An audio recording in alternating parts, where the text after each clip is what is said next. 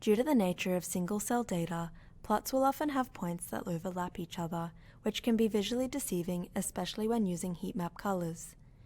This tutorial therefore shows how VGAS provides an option to set the draw order of points to counter this problem. Once a user has selected a gene as metadata and set this metadata in either the panel or the grid, they're able to select Set Heatmap Colours by column and then by scale. Sorting the metadata column by the first ascending,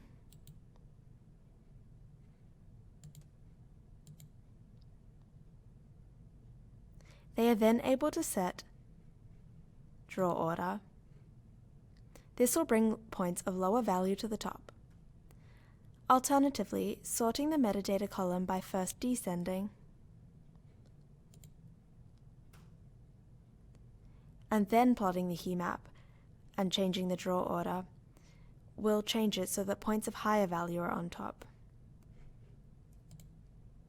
Changing the draw order will result in a visible change in colouring, although no data is manipulated. Rather, there's just a change in the layering of points.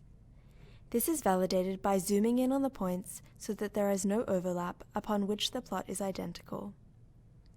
In a similar manner, sliding the heatmap scale in the Color Options panel of the Plot View Options window will also change the heatmap visualization of plots.